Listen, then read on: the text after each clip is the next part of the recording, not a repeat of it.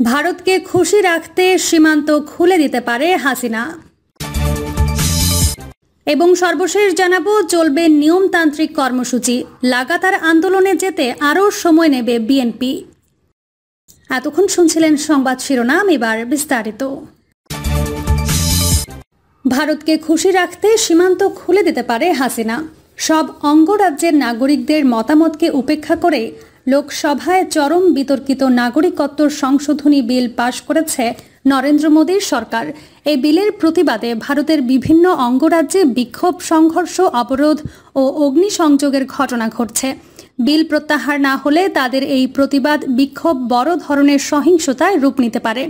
বাংলাদেশের সীমান্ত লাগোয়া ভারতের অঙ্গরাজ্য আসামের নাগরিক পঞ্জি প্রকাশের পর বাংলাদেশ সরকারের মন্ত্রীরা জোর গলায় বলে বেড়াচ্ছে, এনআরসি ভারতের অভ্যন্তরীণ বিষয়, এটা নিয়ে আমরা কোনো কথা বলবো না, এতে আমাদের কোনো সমস্যা হবে না, ভারত আমাদের ভালো বন্ধু, কোনো লোককে তারা বাংলাদেশে পাঠাবে না। কিন্তু কিছুদিন পর ভারতের স্বরাষ্ট্রমন্ত্রী অমিত শাহ হুঙ্কার ছুড়লেন যে বাংলাদেশ থেকে আসা সব অবৈধ প্রবেশকারীকে খুঁজে বের করে তাড়িয়ে দেয়া হবে, অনুপ্রবেশকারী কোনো মুসলমানকে ভারতে থাকতে দেয়া হবে না। তার এই বক্তব্যের পরেই ভারতের বিভিন্ন রাজ্যে মুসলমানদের মধ্যে আতঙ্ক ছড়িয়ে পড়ে। বিশেষ করে নাগরিক পঞ্জিকা প্রকাশ করা আসামের মুসলমানরা চরম উৎকণ্ঠিত হয়ে পড়েছে। মিয়ানমারের রোহিঙ্গাদের মতো ভারত সরকারও তাদের ওপর নির্যাতন চালাতে পারে এমন আশঙ্কা থেকে কিছুদিন যাবৎ অনেকে বাড়ি ঘর ছেড়ে বাংলাদেশে প্রবেশের চেষ্টা করছে। ইতিমধ্যে ৩ শতাধিকেরও বেশি নারী পুরুষ ঝিনাইদহ ও চুয়াডাঙ্গার সীমান্ত দিয়ে বাংলাদেশে প্রবেশ করেছে। প্রথম দিকের সরকারের মন্ত্রীরা এটাকে গুজব বলে উড়িয়ে দিলেও পরে স্বীকার করতে বাধ্য হয়েছে যে সীমান্ত দিয়ে ভারত থেকে লোকজন অনুপ্রবেশ করছে। ভয়ে আতঙ্কে কয়েকশো লোক চলে আসার পরও পররাষ্ট্রমন্ত্রী বলেছেন, ভারতের সঙ্গে আমাদের মধুর সম্পর্ক, আতঙ্কিত হওয়ার মতো কিছু করবে না ভারত। কিন্তু অমিত শাহরা কেন বারবার বাংলাদেশের নাম উচ্চারণ করছে, এ নিয়ে শক্তভাবে কোনো কথা বলছে না সরকারের মন্ত্রীরা। তারা আছে উচ্চমাত্রার বন্ধুত্ব নিয়ে। সর্বশেষ সোমবার রাতে ভারতের লোকসভায় নাগরিকত্ব সংশোধনী বিল পাশ করেছে মোদী সরকার।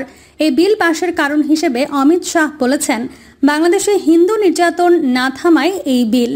এই বক্তব্যের মাধ্যমে অমিত শাহ একেবারেই বিষয়টি খোলাসা করে জানিয়ে দিল যে বাংলাদেশের কারণেই তারা এই নাগরিকত্ব সংশোধনী বিল পাশ করেছে। অথচ ভারত সরকারের এমন বক্তব্যের পরও শেখ হাসিনা সরকারের পররাষ্ট্রমন্ত্রী বলেছেন, এটা ভারতের অভ্যন্তরীণ বিষয়, ভারতের সঙ্গে আমাদের বন্ধুত্বপূর্ণ সুসম্পর্ক অব্যাহত থাকবে। অমিত শাহর বক্তব্যের শক্ত কোনো প্রতিবাদ করতে পারছে না সরকার।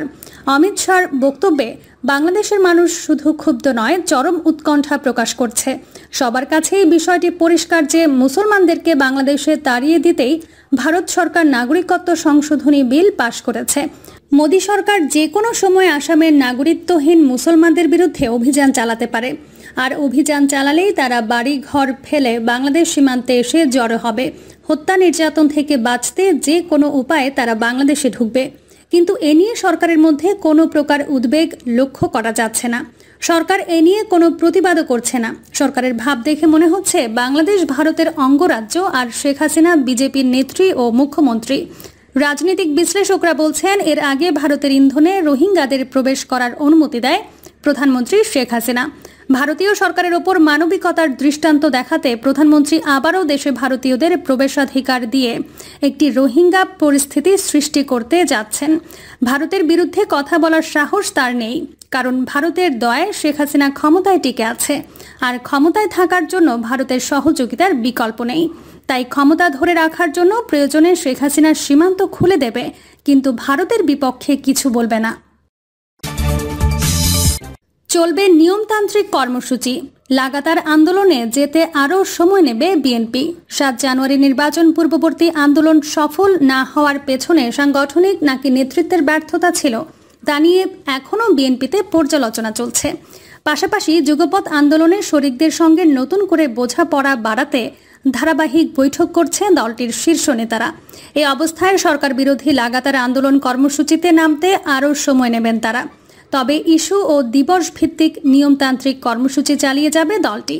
একাধিক বিএনপি নেতার সঙ্গে কথা বলে জানা যায়, দ্বাদশ সংসদ নির্বাচনের আগে ও পরে নিজেদের ভুল ত্রুটি কোথায় ছিল, কোনো হঠকারী সিদ্ধান্ত ছিল কিনা দলের স্থায়ী কমিটিতে সেসব বিষয় নিয়ে পর্যালোচনা করা হচ্ছে। ভুল শুধরে দলটিকে গুছিয়ে কিভাবে আগামী দিনে আন্দোলনের মাঠে নামা যায় তারও পরিকল্পনা শুরু হয়েছে। পাশাপাশি দেশের বর্তমান রাজনৈতিক ও অর্থনৈতিক পরিস্থিতি এবং বর্তমান সরকারকে বহির্বিশ্ব কিভাবে মূল্যায়ন করছে সেটার বিশ্লেষণ চালাচ্ছে দলটি। নির্বাচনকে কেন্দ্র করে বিএনপি অনেক বড় ডিজাস্টারের মধ্যে পড়েছে বলে দাবি করেছেন দলটির স্থায়ী কমিটির একাধিক নেতা। তারা বলছেন, দলের সাংগঠনিক অবস্থা যেমন ক্ষতির মুখে পড়েছে, তেমনি অনেক নেতাকর্মী কারাগারে গিয়েছেন, হামলা মামলার শিকারও হয়েছেন, আবার অনেকের পরিবার হামলা নির্যাতনের শিকার হয়েছেন। এছাড়া নেতাকর্মীদের কারাগার থেকে মুক্ত করা ক্ষতিগ্রস্ত পরিবারকে সহায়তা করতে গিয়ে দল এই মুহূর্তে আর্থিকভাবে কিছুটা বেকায়দায় পড়েছে।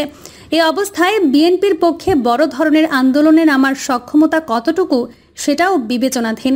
বিএনপির ভাইস চেয়ারম্যান শামসুজ্জামান দুদু বলেন, আমাদের কর্মসূচি তো চলমান আছে, দল ও অঙ্গ সংগঠন বিভিন্ন কর্মসূচি পালন করছে। তবে সরকারকে টার্গেট করে কবে লাগাতার কর্মসূচি দেয়া হবে সেটা দলীয় নীতি নির্ধারকরা আলোচনা করে সিদ্ধান্ত নেবেন। এক্ষেত্রে হয়তো মাসখানেক সময় লাগতে পারে। তিনি আরো বলেন, এখন দেশে কিছু প্রাকৃতিক সমস্যাও আছে। সারা দেশে চলছে তীব্র দাবদাহ, যার কারণে অনেক কর্মসূচি ঘোষণা করেও পেছাতে বা বাতিল করতে হয়েছে। এখনও শারীরিক মানসিক ধকল কাটাতে পারেননি বিএনপির নেতাকর্মীরা। নাম প্রকাশ না করার শর্তে বিএনপির স্থায়ী কমিটির এক সদস্য বলেন, সবকিছু গুছিয়ে আনতে আমাদের আরও কিছুদিন সময় লাগবে। নির্বাচনকে কেন্দ্র করে দলের শীর্ষ থেকে তৃণমূল পর্যন্ত 27 থেকে 28 হাজার নেতাকর্মী গ্রেপ্তার হয়েছিল।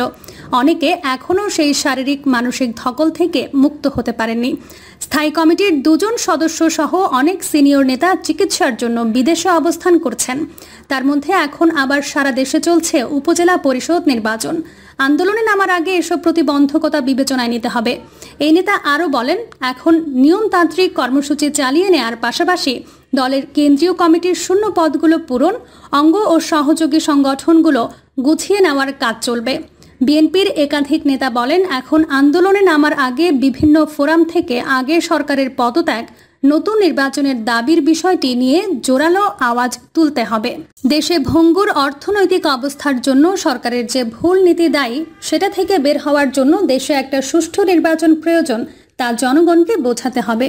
এই প্রসঙ্গে শামসুজ্জামান দুদু বলেন, আমরা তো এই সরকার ও 7 জানুয়ারি নির্বাচনকে স্বীকার করি না। দেশের জনগণও একটা ভালো নির্বাচনের আশা করে।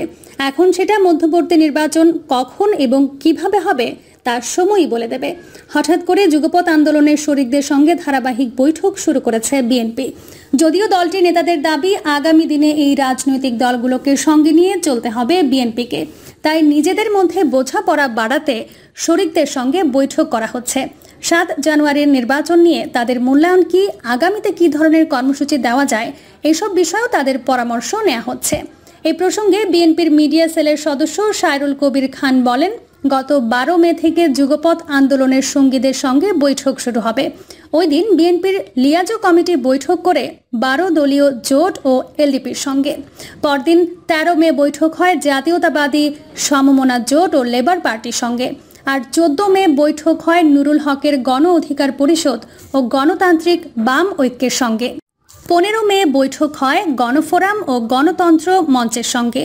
সর্বশেষ বৃহস্পতিবার বৈঠক হয় মিয়া মশিউজ্জামানের গণ অধিকার পরিষদ এবং ববি হাজ্জাজের এনডিএম এর সঙ্গে। বৈঠক প্রসঙ্গে গণতন্ত্র মঞ্চের নেতারা বলছেন, আন্দোলনে বিএনপির ব্যর্থতা কোথায় ছিল, ভুল পরিকল্পনা ছিল নাকি কোনো হঠকারী সিদ্ধান্ত ছিল, তা পর্যালোচনা করে বের করা উচিত। তা না হলে আপনি জানতে পারবেন না কেন ব্যর্থ হয়েছেন। এসব বিষয়ে বৈঠকে তুলে ধরছি। গণতন্ত্র মঞ্চের একাধিক নেতা জানান, সরকারের পদত্যাগ, নিরপেক্ষ ও সুষ্ঠু নির্বাচনের মূল ও প্রধান দাবিটি যেন ভারতীয় পণ্য বর্জনের আন্দোলনে হারিয়ে না যায়, সেটা নিয়ে আলোচনা হয়েছে। এছাড়া আগামী দিনের আন্দোলন কর্মসূচি কেমন হতে পারে তা নিয়েও আলোচনা হয়েছে। যদিও বিএনপি বলছে, আন্দোলন নিয়ে তারা নিজেরা আবার কথা বলবে, তারপর আবার আমাদের সঙ্গে বসবে। গণতন্ত্র মঞ্চের শরিক একটি দলের শীর্ষ নেতা বলেন, নির্বাচন কেন্দ্রিক আন্দোলনের ব্যর্থতা এবং পরবর্তী পরিস্থিতি সহ নানা বিষয় নিয়ে আলোচনা হয়েছে। জামায়াতের সঙ্গে সাম্প্রতিক সময়ের ঘনিষ্ঠতা নিয়ে বিএনপির কাছে জানতে চাওয়া হয়েছিল। তারা বলেছে, জামায়াতের সঙ্গে তাদের নতুন করে কোনো কিছু হয়নি, আগের যুগপৎ ধারায় বহাল আছে। এই নেতা আরও বলেন, ভারতীয় পণ্য বর্জনের আন্দোলন যেন সাপ ছেড়ে দিয়ে দড়ি নিয়ে টানাটানির মতো অবস্থা না হয়, সে বিষয়টি খেয়াল রাখতে হবে। প্রিয় দর্শক, এই ছিল এখনকার সর্বশেষ সংবাদ। আপডেট সব সংবাদ পেতে চ্যানেলটি সাবস্ক্রাইব করে বেল আইকনটি ক্লিক করে রাখুন।